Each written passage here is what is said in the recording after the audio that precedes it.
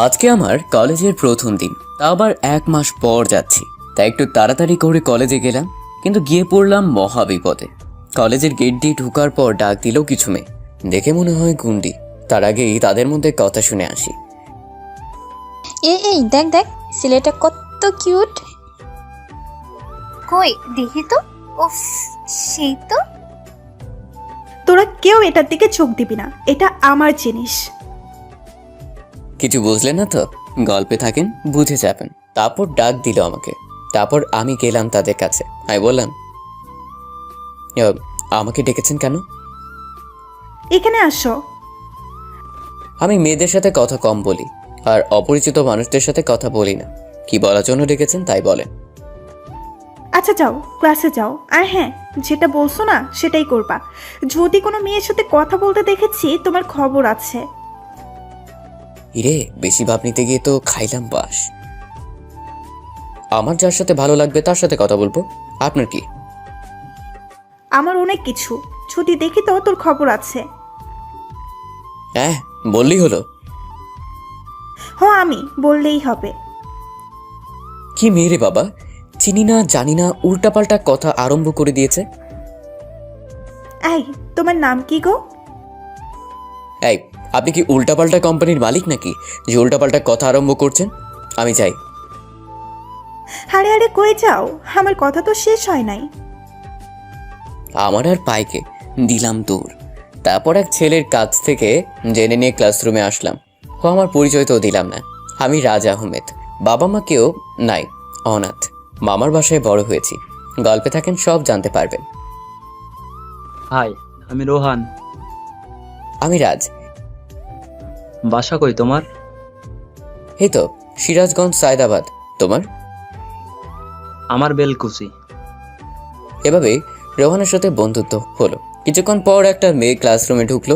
ওরে মা, এ তো সেই গুন্ডি। একই ক্লাসে পড়ি। সোজা লাস্ট বেঞ্চে বসলো, আমাদের দিকে তাকালো না। রোহানকে মেয়ের সম্পর্কে জিজ্ঞালাম, এমনকি সবকিছু জানলাম তার ব্যাপারে। সে হচ্ছে কলেজের সব থেকে ভয়ঙ্কর মেয়ে। 1 মাসে তার দখলে নিয়েছে। আসলে সব পাওয়ার ওর বাপের। ওর বাপ হলো এখানকার এমপি রিয়াদ খান, এবং তার ভাই রাইয়ান খান, এবং সে রিয়া খান। লেখাপড়ায় ভালো। আপনাদের সাথে কথা বলতে বলতে স্যার এসে গেছে। প্রথমে সেই স্যার আমাকে ডাকলো, এবং আমিও স্যারের কাছে গেলাম। তোমার নাম কি? স্যার, আমার নাম রাজ আহমেদ। সবার সাথে পরিচয় হয়ে নিও কেমন? তোমার মামা আমাকে জানিয়েছে তোমার সম্পর্কে। জি স্যার। ক্লাসগুলো শেষ করলাম, গেট দিয়ে বেরোতে যাব, তখন রিয়া আমাকে ডাক দিল। ওই জানেমান, দাঁড়াও। কথা কানে না নিয়ে হেঁটে যাচ্ছি। ওই শালা, দাঁড়া। পেছন থেকে কেউ আমার হাত ধরলো। পিছনে তাকাতেই তো আমি অবাক।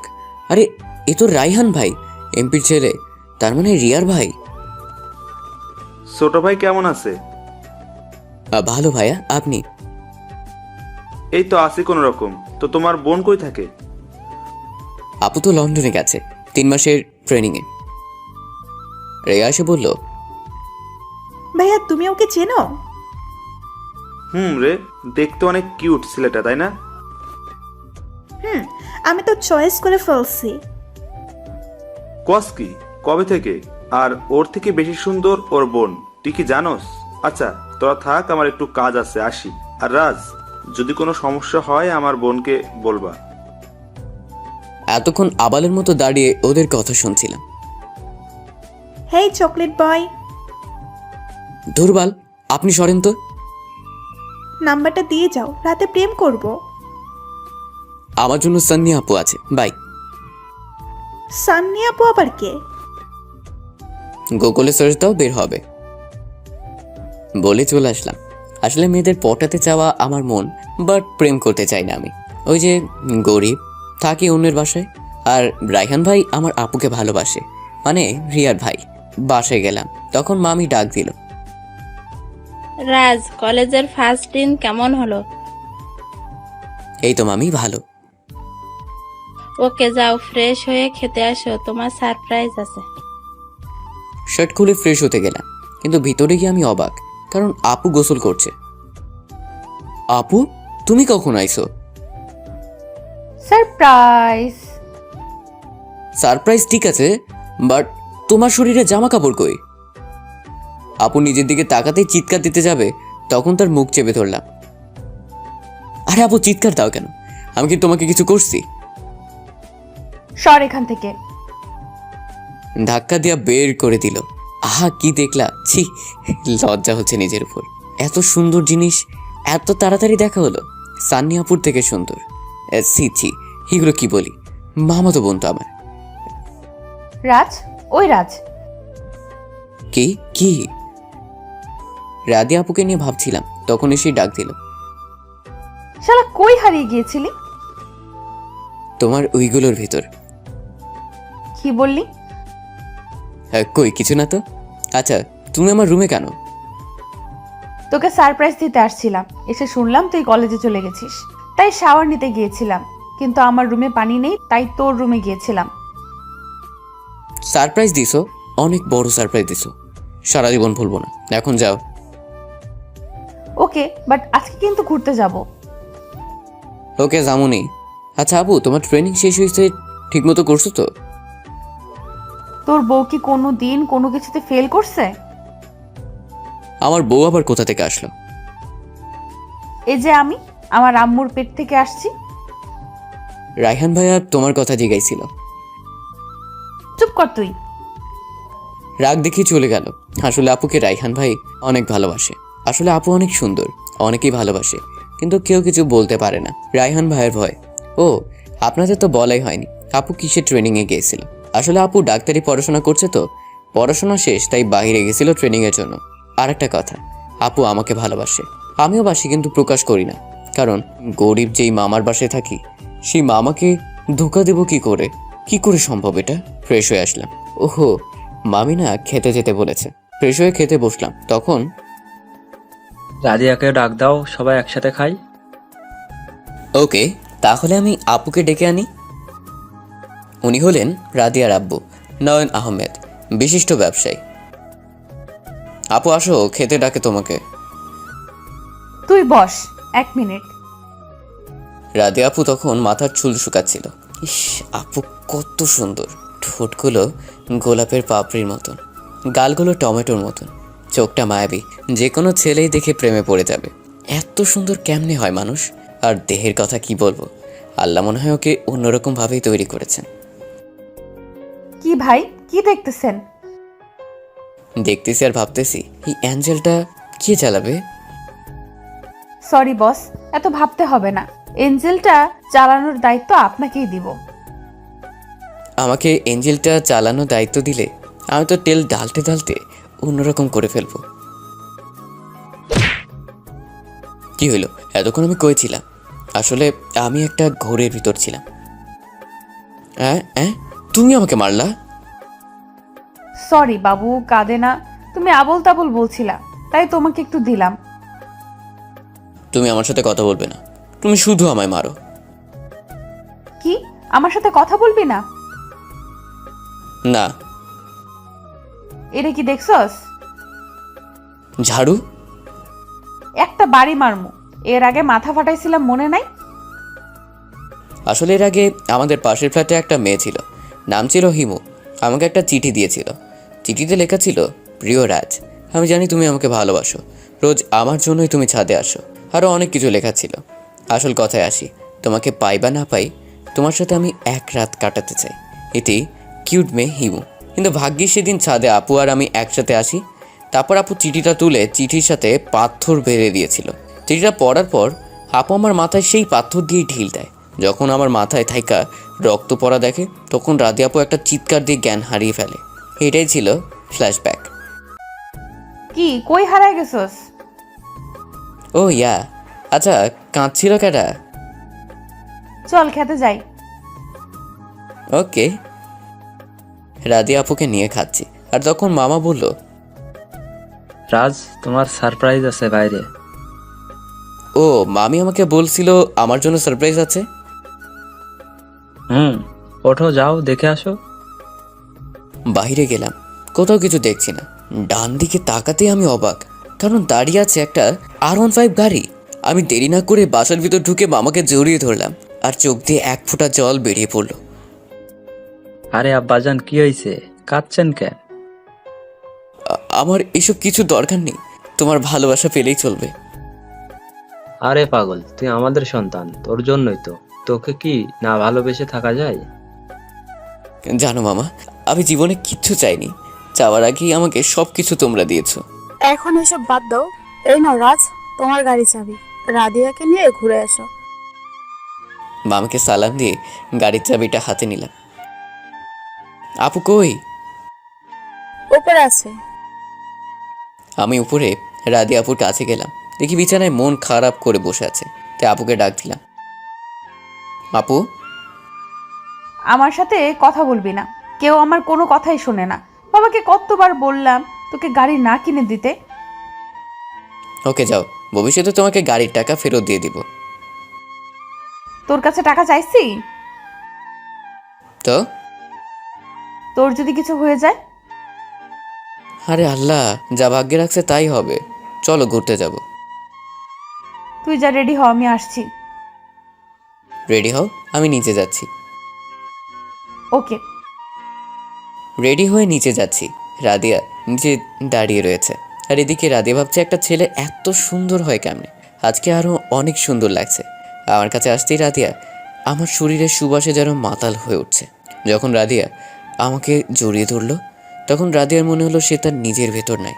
যখন আমি চিৎকার দিয়ে উঠলাম, ব্যথা পাচ্ছি তো। ও সরি। অনেক দূর পর্যন্ত গেলাম, কিন্তু সামনে যা দেখলাম তাতে আমি অবাক, কারণ সামনে রিয়া দাঁড়িয়ে আছে। আমি গাড়িটা ব্রেক করলাম। ওয়াও, নতুন গাড়ি কবে কিনছো?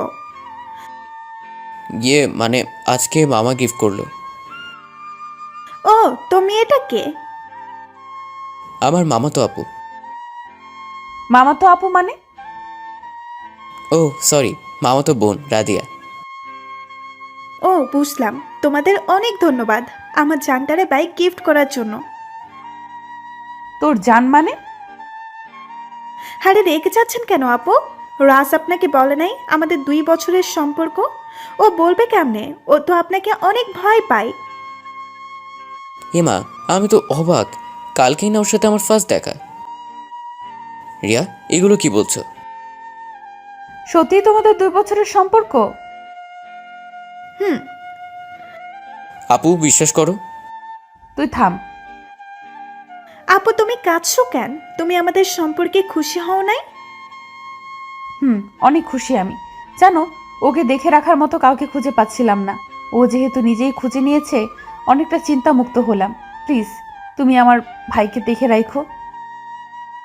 আমি শুধু নিচের দিকে তাকিয়ে আছি, কি থাকা কি হয়ে গেল বুঝলাম না। আপু একটু সাইডে আসবা?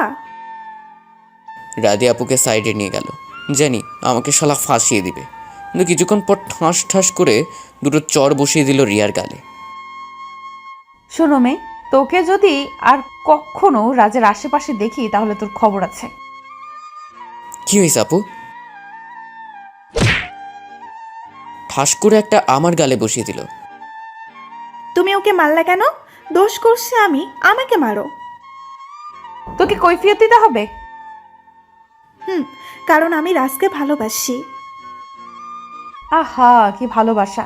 দেখ এখন কি করি। যা করলো তার জন্য আমি মোটেও প্রস্তুত ছিলাম না। এক হাত দিয়ে আমার মাথার চুল ধরে আর এক হাত দিয়ে আমার ঘাড়ে ধরলো, তারপর পাগলের মতো ঠোঁট চটকাতে লাগলো। কতক্ষণ চটকাইছে তা ঠিক জানি না। পিছনে তাকিয়ে দেখি রিয়া উধাও। আচ্ছা আপু, তুমি রিয়াকে মারলা কেন? কেন, তোর ব্যথা লাগছে? আমার ব্যথা লাগবো কেন? আমি তো একটু জানতে চাচ্ছিলাম আর কি। শোন, আমাকে সাইডে নিয়ে অনেক কথা বলেছে, এমনকি তোর সাথে বলে রুম ডেটও করেছে। এর আগের মাসের 9 তারিখ বলে হয়েছে। সেদিন তো আমার বার্থডে ছিল, তুই তো আমার সাথে ছিলি, তাই রাগ কন্ট্রোল করতে পারি নাই, দিছি মেরে। যা শালা। আপু একটা কথা। বল, এত কাছে আসছিস কেন? অনেকটা কাছে গেলাম রাদিয়ার। রাদিয়া শুধু পেছনে যাচ্ছে, কিন্তু পেছনে ছিল কারেন্টের পোল, তার সাথে ঠেকে গেছে রাদিয়া। আমিও চান্সটা নিলাম, এক হাত দিয়ে চুলের মুঠি ধরে অনেকটা জোরে। যখন রাদিয়া চিৎকার চেয়ে উঠল, তখন তার মুখের ভেতর আমার জিহ্বাটা ঢুকিয়ে দিলাম। পাগলের মতো ঠোঁট কামড়াচ্ছিলাম। অনেকক্ষণ পর ছেড়ে দিলাম। দেখি রাদিয়ার চোখে জল আর ঠোঁট দিয়ে রক্ত পড়ছে। আমি যে নিজে এই কাজ করছি বিশ্বাস হয় না। সরি আপু, আসলে ইচ্ছা করে করি না এমন। ওকে, বাসায় চল। সারা রাস্তায় কেউ কোনো কথা বলিনি, বাসেও না। রাতে খেতে বসেছি কিন্তু রাদিয়াকে দেখলাম না। মায় বলল রাদিয়া নাকি আগেই খেয়ে নিয়েছে। প্রতি রাতে রাদিয়া আপুর সাথে আড্ডা দেই, আজকে গেলাম না লজ্জায়। সকালে নাস্তা করলাম, আপু এখনও ঘুম থেকে উঠে নাই। অবশ্য প্রতিদিন আমিই ডাক দিই, আজ কেন জানি ডাক দিতে ভয় করছে, তাই কলেজে গেলাম। কলেজে গিয়ে রিয়া যা করলো তাতে তো আমি অবাক। কলেজে গেলাম, ঢুকতে একটু ভয় হলো, তবুও ঢুকলাম না, জানি কি আছে কপালে। একটু দূরে যেতেই কে যেন ডাক দিল, পেছনে তাকাতেই দেখি রিয়া। আপু আমাকে ডাকছেন? আমি আবার কবে থেকে তোমার আপু হইলাম? আর আমরা দুইজন একই ক্লাসে পড়ি, তাই ফ্রেন্ড। না, আমি কেন মেয়ের সাথে ফ্রেন্ডশিপ করতে পারবো না?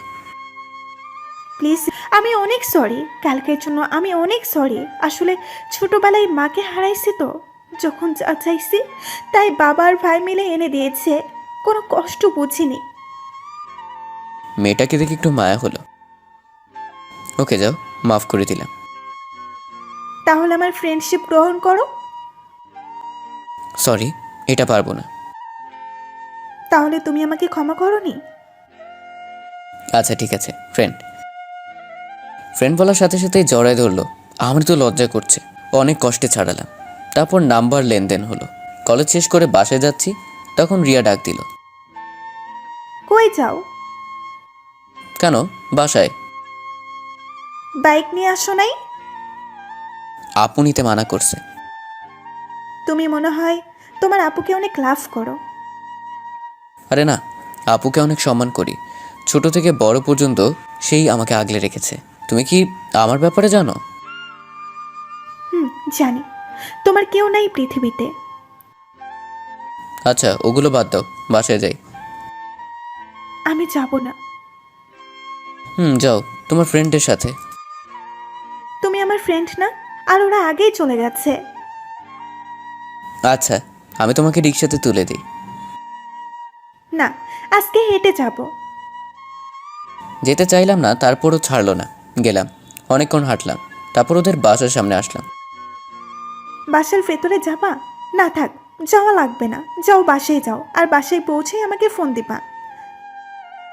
ওকে। অনেক কষ্টে বাসায় আসলাম, কিন্তু আমার আপুকে দেখছি না, হয়তো রুমে, কিন্তু যেতে শরম লাগছে। তবুও গেলাম, যে যা দেখলাম প্রস্তুত ছিলাম না। কি বস, শরম ভাঙলো? আগে সব কিছু ঠিক করো। ও সরি, কিন্তু পারছি না, তুই পরিয়ে দে না। আপু আসলে শাড়ি পরার চেষ্টা করছে, এর আগে তো অনেকবার পরেছে, কিন্তু আজ আবার এমন করছে কেন? আমি কি কাউকে আগে পড়াইছি? আমি শিখিয়ে দিচ্ছি। আপু পুরো শাড়িটা আবার খুলে ফেললো। এখন শুধু উপরে একটু কাপড় আর নিচে অনেকখানি কাপড় পরে আছে, নাম বলতে পারি না। আমিও আপুর কাছে এগিয়ে গেলাম, গিয়ে শাড়িটা হাতে নিলাম, শাড়ির কুচিটা গুজে দিলাম। আমার এতক্ষণ চোখ ছিল নাভির উপর, বাট নাভিটা ঢেকে গেল শাড়ি দিয়ে। আমি শাড়ির আঁচলটা সরালাম নাভির উপর থেকে। এত সুন্দর জীবনে ফার্স্ট দেখলাম। আমার হাতে এক আঙ্গুল চলে গেল নাভির ভেতর। রাধিয়াও কিছু বলছে না, শুধু জোরে জোরে নিঃশ্বাস নিচ্ছে। অনেকক্ষণ ওটার সাথে হইল। তারপর রাধিয়া আপু বেডের উপর শুয়ে পড়ল, আমিও তার উপর উঠলাম। ঠোঁটের কাছে ঠোঁট নিয়ে বললাম, আপু আমি বাথরুমে যাব। আপু হয়তো ভাবছিলাম আপুকে কিস করব। তারপর রাধিয়া আপুর বাথরুমে গেলাম, 1 মিনিট পর বের হলাম। 1 মিনিটেই শেষ? আরে কি শেষ, হালকা একটু মূত্র বিসর্জন করিলাম। ও, খালি আবল তাবল ভাবো, তোমার মতো নাকি? কি বললি তুই? আমি কি, হ্যাঁ? তুই যে বড় বোনের নাভি ধরছস আর কিস করতে ঠোঁট ফাটিয়ে দেস? যা পাঞ্জাবি পরে আয়, বাইরে বৃষ্টি, ছাদে যাব, ভিজবো। রুমে গেলাম, যাই দেখি আমার ফোনে 21টা কল ভেসে উঠছে। আননোন নাম্বার, সেভ করা নাই। বলতে না বলতে আবার কল দিয়েছে। ফোন ধরতেই, ওই কুত্তা, বান্দর হনুমান, এতক্ষণ কই ছিলি? বাসায়। আপনি কে? আমি কে? আমার নাম্বারটাও সেভ করোস নাই। আমি হলাম রিয়া। ও তুমি, সরি। বলো। তোমাকে না ফোন দিতে বলেছিলাম? ওহো, মনেই ছিল না। আচ্ছা, আমি বাসায় আছি। ওকে। খাইছো? আরও অনেক কথা বললাম, তারপর পাঞ্জাবি পরে ভিজতে গেলাম। এভাবেই চলছিল দিনগুলো।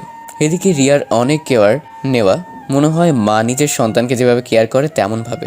আর রাধি আপুর সাথে ফ্রি, যখন ইচ্ছা হয় কিস করি। খারাপ কিছু হয় না, শুধু হালকা পাতলা টাচ করি আর কি। এভাবেই চলছিল দিনগুলো। হঠাৎ আপু যা বলল, আচ্ছা, তোর বেস্ট ফ্রেন্ড কি রিয়া? কেন, কি হয়েছে? যা বলছি তার উত্তর দে আগে। হুম, চল, আজ বিয়ে করব। আমি পারবো না। রিয়াকে বিয়ে করবি নাকি? রিয়াকে কেন বিয়ে করব? তাহলে তোদের মতো ছেলেরা এমন একটা দিয়ে হয় নাই, রাবিশ কোথাকার। হাতে একটা মোবাইল ছিল, ভেঙে চলে গেল। মামার মামি ট্যুরে গেছে 9 দিনের জন্য। বাসে শুধু আমি আর রাদিয়া অ্যান্ড কাজের বুয়া। রাদিয়াও ডাক্তার পোস্টে জয়েন করছে। কি ভাবছেন রাদিয়া এভাবে বকে গেল? আমার মন খারাপ হলো না? আসলে মনটা খারাপ হয় নাই, কিন্তু ভিতরটা পুড়ে যাচ্ছে। রাদিয়াকে অনেক ভালোবাসি, কিন্তু কি করব? মামা মামিকে কি কষ্ট দেওয়া ঠিক হবে? তারা ছোট্টবেলা থেকে আমাকে কোনো জিনিসের অভাব দেয়নি। তাদের মান সম্মান নিয়ে কিভাবে খেলি? আর রাদিয়া এইদিকে ভাবছে, ওরে আমি কত ভালোবাসি, আর ও কিনা রিয়ার সাথে ফ্রেন্ডশিপ করে। ওর জন্য আজ পর্যন্ত বিয়ে করিনি, শুধু ও একটু বড় হোক। আমার কত স্বপ্ন ওর জন্য বঞ্চিত করছি। রাজ যদি আমার না হয়, আমি তো রিয়াকে তো হতেই দেব না। রাজ কি আমাকে ভালোবাসে নাকি শরীরের প্রতি লোভ? যদি আমাকে ভালোবাসতো তাহলে অবশ্যই আমাকে বিয়ে করতে রাজি হতো। অন্যদিকে আসলে তো আমি কেমন একটা টিয়া হয় না আমার। মেয়েটা আমাকে ভালোবাসে, আমি বাসি না। আর মেয়েটার সাথে কত কিছু করেছি। ওর কাছে গেলে আমি ঠিক থাকতে পারি না। ওরে আমি অনেক ভালোবাসি। রাদিয়া আমার বড়, এতে আমার কোনো সমস্যা নেই, কিন্তু ওর পরিবার ওরা তো মেনে নেবে না। রাদিয়াকে বুঝতে দেওয়া যাবে না যে আমি ওর কথায় মন খারাপ করেছি। অনেকক্ষণ বসে বসে কাঁদলাম মা বাবার কথা ভেবে। তারা বেঁচে থাকলে হয়তো এরকম সমস্যায় পড়তে হতো না। ভাবছি রাদিয়াপুর কাছে যাব। আমি জানি রাদিয়াপুর কাছে গেলে তার রাগ পানি হয়ে যাবে, কারণ রাদিয়া আমাকে অনেক ভালোবাসে। তাই দেরি না করে রাদিয়াপুর রুমে গেলাম। গিয়ে দেখি রাদিয়া জানালার গ্রিল ধরে দাঁড়িয়ে কাঁদছে। পেছন থেকে অনেকবার ডাক দিলাম, শুনলে শুধু কেঁদেই যাচ্ছে। তাই কাঁধে হাত রাখলাম। আপু, ওই আপু, আমার উপর রাগ করছো? কুত্তার বাচ্চা, তোর তো সাহস কম না? আমার শরীরে টাচ করিস? মেয়েদের শরীরে হাত দিলে মজা পাস অনেক। সরি। জানোয়ারের বাচ্চা, এখনো সরস নি আমার কাছ থেকে? কুত্তার বাচ্চা, যা বাসা থেকে বের হ। বিশ্বাস হচ্ছে না, এটা রাদিয়া না অন্য কেউ। আমি মাথা উপরের দিকে তুলে রাদিয়ার চোখে চোখ রেখে মুচকে একটা হাসি দিলাম, আর সেখান থেকে চলে আসলাম রুমে। রুমে এসে একটা চিঠি লিখলাম। চিঠি প্রায় চোখের জলে ভেসে যাচ্ছিল। অনেকক্ষণ ধরে চিঠিটা লিখলাম আর কাঁদলাম। ব্যাগটা গোছালাম, চলে যাবো এই শহর ছেড়ে। আর ফিরবো না জীবনে। কিন্তু আমার কাছে তো তেমন টাকা নাই, রাদিয়াপুর টাকা ছাড়া। রাদিয়াপুর অনেক টাকা আছে আমার আলমারিতে, সেখান থেকে 5 লাখের মতো নিয়ে গেলাম। শহর না, দেশ ছেড়ে চলে যাব। সব কাগজপত্র নিয়ে রওনা দিলাম। তারপর বুয়াকে বললাম যে আমি একটা কাজের জন্য কয়েকদিনের জন্য বাইরে যাচ্ছি। রাতে রাদিয়া আপুকে ডেকে খাবার দিও, এখন ঘুমাচ্ছে। বাসে করে ঢাকায় যাচ্ছি আর কাঁদছি। 2 দিন পর আজকে এয়ারপোর্টে বসে আছি, চলে যাব এই দেশ ছেড়ে। আর রাদিয়া 2 দিন ধরে রুম থেকে বের হয় নাই। রাদিয়া ভাবছে যে রাজ আসবে, তাকে ডেকে খেতে নিয়ে যাবে। বুয়া রাদিয়াকে খাবার দিছিল, সেগুলো খায় নাই, কিন্তু রাদিয়ারও সহ্য হচ্ছে না। রাজকে আসবে না আমার কাছে? কেন বোঝে না? আমি রাগের মাথায় এগুলো বলে ফেলছি। আমি আর সহ্য করতে পারছি না, প্লিজ রাজ। আমি 2 দিন ধরে কিচ্ছু খাইনি। ও তো এতক্ষণ রাগ করে থাকে না। হয়তো ছেলেটাও কিছু খায়নি, ও তো না খেয়ে থাকতে পারে না। রাদিয়া আমার রুমের দিকে এগোচ্ছে। দরজার কাছে যেতেই দেখলো দরজাটা খোলা। রুমের ভিতর ঢুকে গেল। রাজ, ওই কুত্তা দেখ, আমি এগুলো রাগের মাথায় বলে ফেলেছি। কই তুই? আমার উপর রাগ করছিস? দেখ, আমি 2 দিন ধরে কিচ্ছু খাইনি, বের হ রাজ। কিন্তু কোনো সারা শব্দ পেল না। অনেকক্ষণ ডাকাডাকির পর তখন চোখ পড়লো বেছানোর উপর, দেখলো সাদা টুকরার কাগজ। কাগজটা হাতে নিয়ে পড়তে থাকলো। অর্ধেক পড়তেই চিৎকার দিয়ে উঠলো আর বলল, তুই আমাকে ছেড়ে যেতে পারিস না, প্লিজ এরকম করিস না। কি ভাবছেন চিঠিতে লেখা ছিল, ওকে বলি, প্রিয় রাধি আপু, হে আপু, আমি জানি তুমি আমাকেই খুঁজছো। এখন হয়তো তুমি আমাকে পাবে না, চলে গেছি হয়তো অনেক দূর। আমি তো অনাথ, কোথায় যাব তাও জানি না। আমার না আছে ভাই বোন, না আছে বাবা মা। আজ আমি অনেক অসহায়। কোথায় যাব, কার কাছে যাব? প্লিজ আমাকে মাফ করে দে আপু। তোকে ছেড়ে যেতে খুব কষ্ট হচ্ছে, কারণ যে আমিও তোমাকে অনেক ভালোবাসি। কিন্তু কি করব, তোকে তো আর আমি সুখে রাখতে পারবো না। দেখ, মামা মামি আমাকে অনেক ভালোবাসে, তাদের আমি কখনো কষ্ট দিতে পারি বল? ভালো থাইকো, আর আমাকে খুঁজো না, হারিয়ে যাচ্ছি অনেক দূর। আর আপু, আলমারি থেকে 5 লাখ টাকা নিছি, মাফ করে দিস। যদি বেঁচে থাকি নিজের জীবন দিয়ে হলেও ফেরত দিব। আর শোনো, অনেকটা কষ্ট পেয়েছি, কারণ তুমি আমার বাবা মাকে গালি দিয়েছিস। মন চাইছিল প্রতি উত্তর দিতে, কিন্তু দেইনি। Love you. 2 দিন পর রাদিয়ার জ্ঞান ফিরল। পাশে বসে রয়েছে রাদিয়ার বাবা মা। চিঠিটা ওনারাও পড়ছে। রাদিয়া চোখটা খুলেই, মা, আমার রাজ কই? প্লিজ ওরে এনে দাও। সব আমার দোষ, আমার জন্য রাজ বাসা থেকে চলে গেছে। কি হয়েছিল তোমাদের মধ্যে? আমাকে খুলে বলো। তারপর রাদিয়া সব খুলে পড়ল। মামা এসে রাদিয়াকে ঠস করে চড় মারল। আরো মারো, তারপরও আমার রাজকে এনে দাও। কি করে আনবো? ওরে অনেক খুঁজছি, কোথাও পাইনি। যে ছেলেটা কখনো একা একা বাসা থাইকা বের হয়নি, সেই ছেলেটা নিখোঁজ। না জানি কোথায় আছে, কেমন আছে। আজ 1 মাস পার হয়েছে, তারপর রাজকে খুঁজে পাওয়া যায়নি। রাদিয়া অনেকটা চেঞ্জ হয়ে গেছে। সবসময় অন্ধকারে থাকে, কারোর সাথে কথা বলে না, ঠিকমতো খায় না, বাড়িটাই ফাঁকা। আর এদিকে রাজ আমেরিকা লেখাপড়া করছে আর পাশাপাশি জব করছে।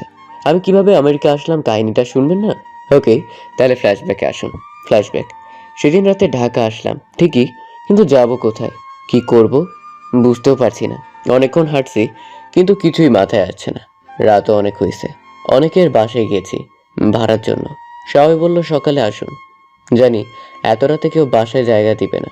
হাঁটতেছি রাস্তার এক সাইড দিয়ে, এভাবেই হয়তো রাতটা পার হয়ে যাবে। অনেকক্ষণ হাঁটার পর কারো চিৎকার শুনলাম।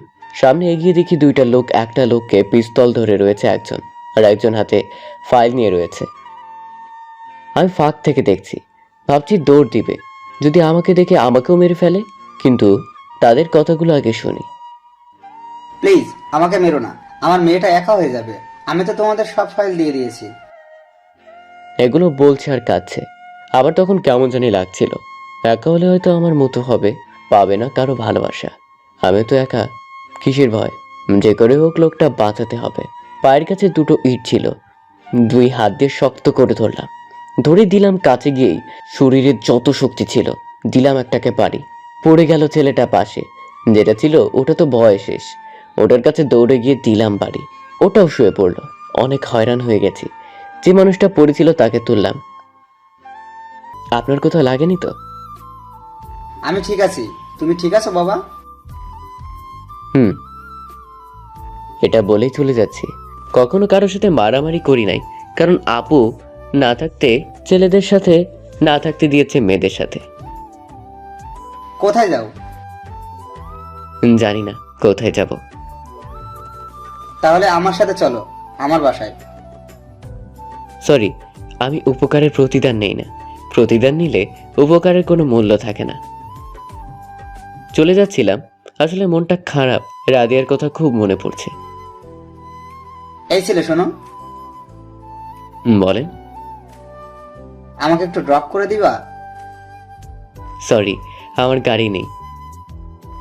আমার গাড়ি আছে, আসলে আমার ড্রাইভারটা ভয় পালিয়েছে। কিন্তু আমি তো রাস্তা চিনি না। আমি চিনিয়ে দিব, তুমি চলো। ওকে। গাড়ি চালাচ্ছি আর তার সম্পর্কে শুনছি। তাকে মেরে ফেলতে চাইছিল তার বিজনেস পার্টনার। 70% শেয়ার নিয়ে ঝামেলা। প্রায় 9.5 কোটি টাকা পায় তার বিজনেস পার্টনারের কাছে। তার নাম শরীফ খান, তার মেয়ের নাম মিষ্টি। বেশি সময় দেশের বাহিরেই থাকেন, কারণ বেশিরভাগ দেশের বাইরে বিজনেস। তার সাথে কথা বলতে বলতে তার বাসায় এসে পড়েছি। বাসা না প্রাসাদ, এত বড় বাসা। ওকে আঙ্কেল, আমি তাহলে আসি। এত রাতে কোথায় যাবা? রাতটা আমার বাসায় কাটিয়ে সকালে যেও। কিছুক্ষণ ভেবে, আচ্ছা ঠিক আছে, তবে অনেক ক্ষুধা লাগছে। আসো ভিতরে আসো, তারপর খাও। বাসার ভিতর গেলাম, এত ক্ষুধা লাগছে যে ফ্রেশ হতেই ভুলে গেছি। টেবিলের উপর খাবার দেখে বসে পড়ছি। নিজের হাত দিয়ে চামচ দিয়ে খাবার নিচ্ছি, কারণ আঙ্কেল ছাড়া আশেপাশে কেউ নেই। থাকবে কেমনে? এখন অনেক রাত, প্রায় 2টার মতো। সবাই হয়তো ঘুমিয়ে আছে। অনেকগুলো খাবার নিয়েছি। যখন মুখে তুলবো তখন রাজিয়ার কথা মনে পড়লো। হয়তো সেও খায়নি, আর আমি নিজ হাতে ঠিক মতো খেতেও পারি না। অল টাইম মামি আমাকে খাওয়াই দিত। কি হইলো বাবা, খাও না কেন? সরি আঙ্কেল, খেতে পারছি না। বাসার কথা মনে পড়ছে? আমার অনেক ঘুম পাচ্ছে। আসো তোমাকে রুম দেখিয়ে। তারপর আঙ্কেল রুম দেখিয়ে দিলে রুমে গিয়ে শুতেই ঘুমিয়ে গেলাম। সকালে কারো কোকিল কণ্ঠে ঘুম ভাঙলো। অনেকক্ষণ ডাকার পর চোখ খুললাম। তাকে আমি অবাক, রাদিয়া আপু আমার সামনে, চুলগুলো ভেজা। রাদিয়া আপু, তুমি এখানে? মেয়েটা একটা মুচকি হাসি দিল। সরি, আমি আপনার আপু না, আমি হলাম মিষ্টি। না খেয়ে শুয়েছেন তাই আবল তাবল বলছেন। উঠুন, ফ্রেশ হয়ে নিচে আসুন খাবার টেবিলে। মেয়েটা পিছন ফিরে তাকিয়ে আমাকে কিছুক্ষণ দেখলো, আর চোখে আমি দেখেও না দেখার ভান ধরে রইলাম। তারপর মেয়েটা চলে গেল। সেম চেহারা, বাট একটু মোটা, রাধিয়াপুর ঠেকা, আর ভয়েসটা ভিন্ন। এগুলো এক হলে পুরা রাধিয়াপু। অনেকক্ষণ তাকে নিয়ে ভাবলাম। তারপর ফ্রেশ হয়ে খেতে গেলাম। পেটে অনেক ক্ষুধা। খেতে বসলাম। মেয়ে আমার দিকেই তাকিয়ে আছে। কিছুক্ষণ তাকিয়ে থাকার পর আমার অনেক ক্ষুধা লাগছে। তারপর মিষ্টি খাবার দিল। খাবারগুলো খাইলাম। তারপর খেয়াল করলাম আঙ্কেল তো নাই। আচ্ছা, আঙ্কেল কোথায়? অনেক একটু বাইরে গেছেন, কোনো দরকার? কি দরকার জানতে পারি? চলে যাব। কোথায় যাবেন? বাবা আমাকে রাতের ঘটনা বলেছেন। জানি না কোথায় যাব। আপনার বাসার সম্পর্কে বলেন। তারপর সব ঘটনা খুলে বললাম। রাতের কথাগুলো মনে পড়তেই চোখের পানি ঝরে পড়ল। চিল ব্রো, চিল। আমাদের সাথে আমেরিকায় চলেন, সব ঠিক হয়ে যাবে। কিন্তু কোনো কিন্তু নয়। কোথা থেকে যেন আঙ্কেল এসে বলল। আমিও না করলাম না। এভাবে আসলাম আমেরিকায়। এভাবে চলে গেল 3 বছর। এখন মিষ্টির সাথে অনেকটা ফ্রি, কিন্তু ও এখনো আমাকে আপনি করে বলে। ওর জন্য হয়তো রাধিয়া আপুকে মনে পড়ে না। মিষ্টি আর আমি সেম ব্যাচে পড়ি, একই জায়গায়, আর পাশাপাশি জব করি। জবটা করতে না করছিল মিষ্টি, তবুও করি। আমার অনেক ভালো লাগে। মিষ্টিও রাধিয়া আপুর মতো, কারো দিকে তাকাতে দেয় না। এক কথায় রাধিয়া আপু। আমিও এইগুলো এনজয় করি। আজ আমি আর মিষ্টি নদীর পাড়ে ঘুরতে এসেছি। বালির উপর বসে আছি। তখন একটা মেয়ে আমার সামনে দিয়ে যাচ্ছিল। আমি তাকিয়ে দেখছিলাম আর বলছিলাম, দেখো মিষ্টি, মেয়েটা কত কিউট। এরকম মেয়ে যদি বিয়ে করতে পারতাম তাহলে সারা দিন রাত শুধু জড়ায় ধরেই থাকতাম। আপনার চোখ কিন্তু তুলে ফেলবো। আরে সুন্দর জিনিস তো দেখবই। কি ফিগার দেখছো, শরীর পুরাই মাখন। আমাকে বালুর উপর ধাক্কা দিয়ে ফেলে দিল। তারপর আমার উপরে উঠলো। কুত্তা, আমার দিকে কি কখনো তাকাইছো? আমার শরীর কি কচু গাছ? আমার ফিগার কি ফিগার না? শালা হনুমান। আমার উপর থেকে উঠে গেল, অনেকটা দূরে দাঁড়িয়ে রইল। জানি মিষ্টি আমাকে ভালোবাসে, আমাকে অনেকবার বলছে, কিন্তু আমি না করে দিয়েছি। ও শুনেনি। আর আমি ওকে ভালোবাসি, প্রকাশ করিনি, কারণ রাদিয়া হয়তো আমার অপেক্ষায় আছে। ওকে রাদিয়াপুর কথা বলছি, কিন্তু শুনেনি। মিষ্টি অনেকটা দূরে দাঁড়িয়ে আছে, হয়তো কাঁদছে। আমি কাছে গেলাম, গিয়ে দেখি সত্যিই কাঁদছে। তাই পিছন থেকে জড়িয়ে ধরলাম। অনেকটা জোরে মিষ্টি চেঁচিয়ে উঠল। আও, ব্যথা পাচ্ছি তো, ছাড়েন আমাকে। না, ছাড়বো না। এইভাবে সারা জীবন ধরে রাখতে পারবেন? তখন আমি মিষ্টিকে ছেড়ে দিলাম। পারবেন না, তাই তো?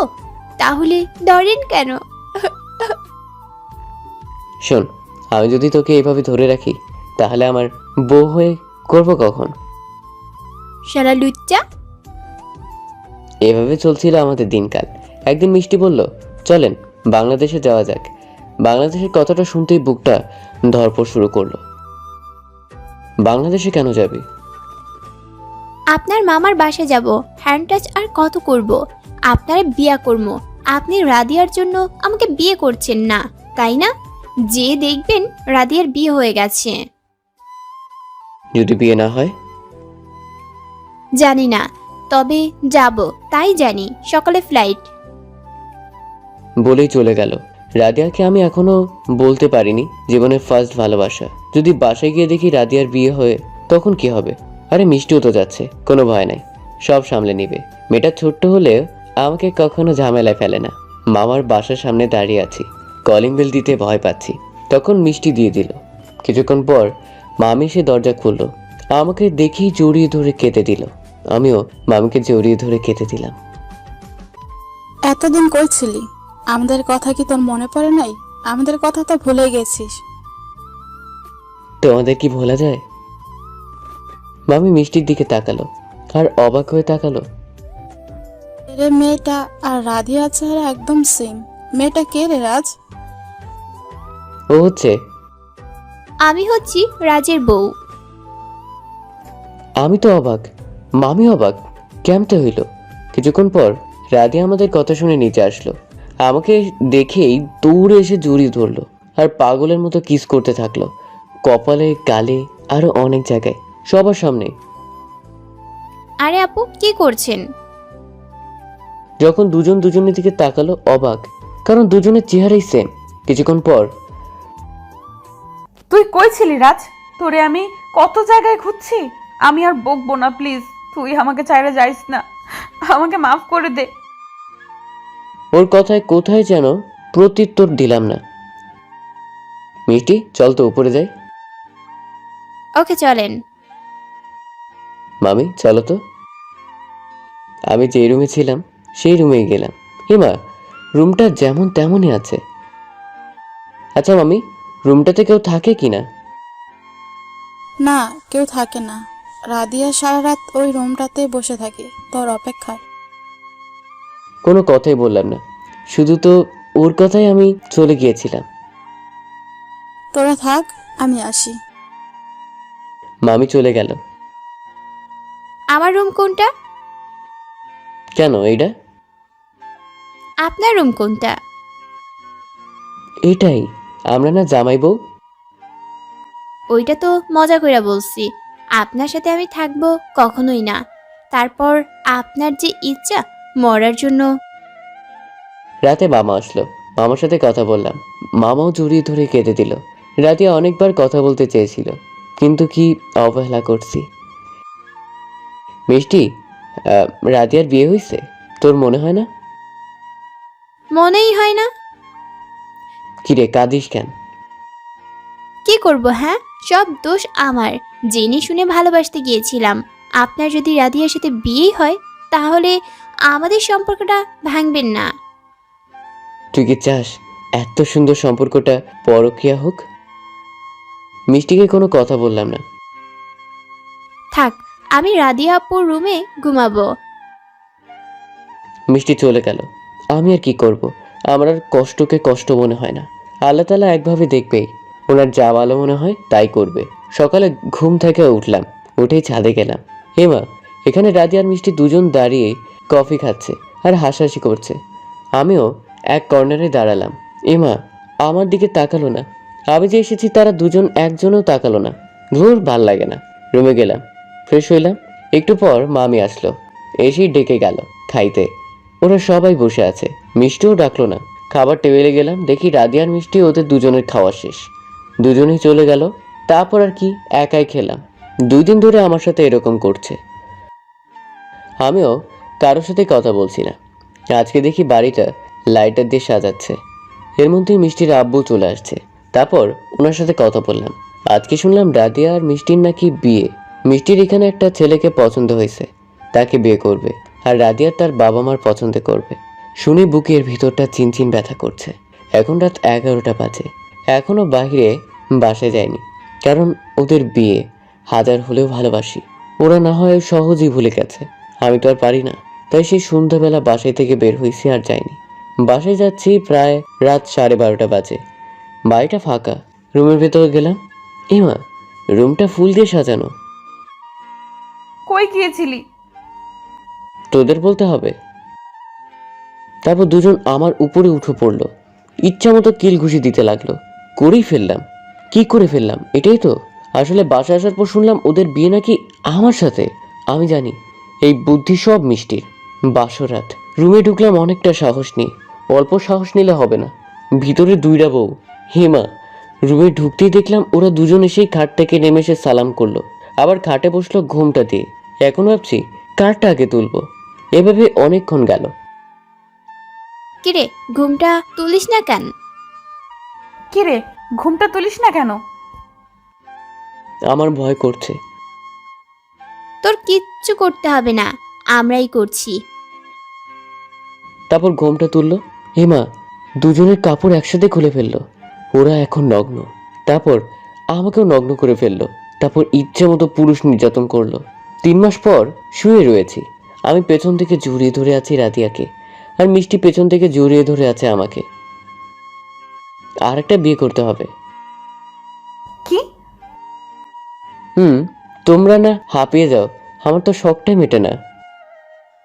কি? আমরা হাঁপিয়ে যাই? তোর শখ মেটে না? আর একটা বিয়ে করতে চাস? দেখি তুই কতক্ষণ পারস। নাও খোলো, খেলা হবে। বাকিটা সরব করে আর বলবো না। বাই বাই, ভালো থাকবেন সবাই।